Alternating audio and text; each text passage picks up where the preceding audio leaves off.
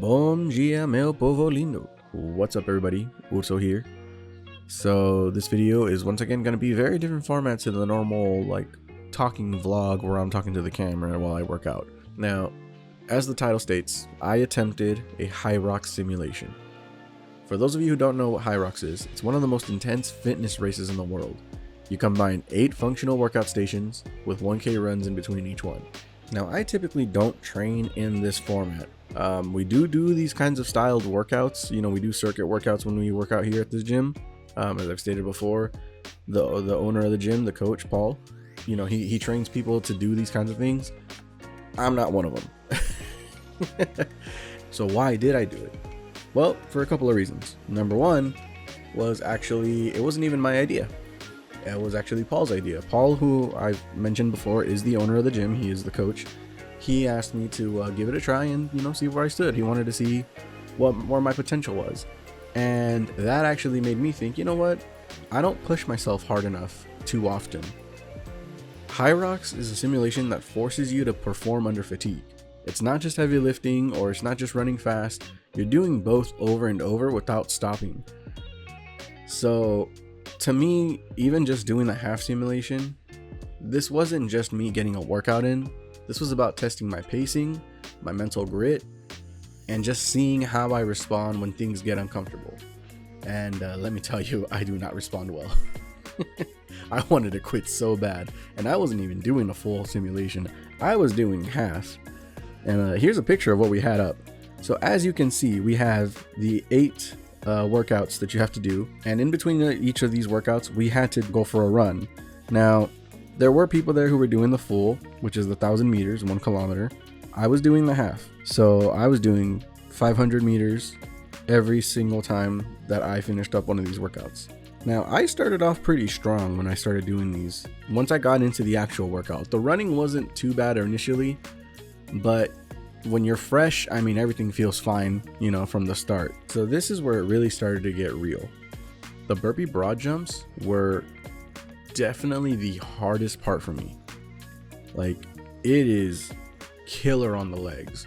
Now, doing burpee broad jumps alone, like when you're just doing them as part of a normal workout, it's not that bad, you know. But when you're doing this after everything else that we had just done, like, my legs were shot, my breathing was horrible, my lungs were burning.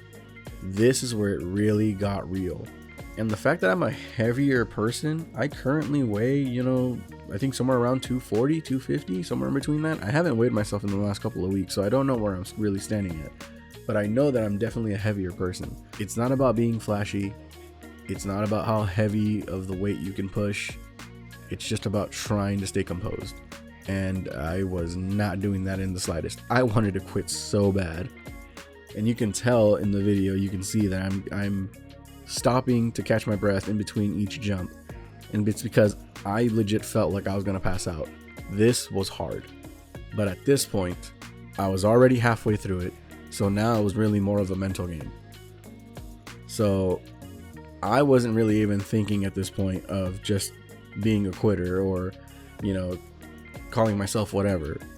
Like, at this point, I just kept thinking, I just got to get through to the next jump, you know, the next jump, the next jump, the next jump.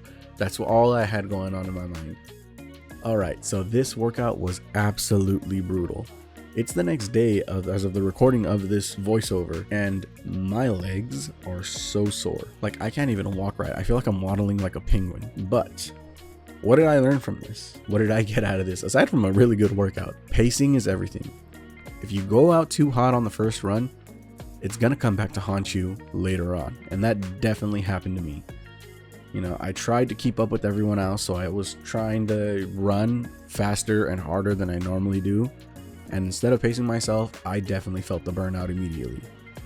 This simulation exposed a lot of my weaknesses, aside from my cardio. It's something that I've known for a while. My cardio sucks. I definitely need to work on it. Some of these other exercises definitely showed that I still need to push myself harder to continue to grow.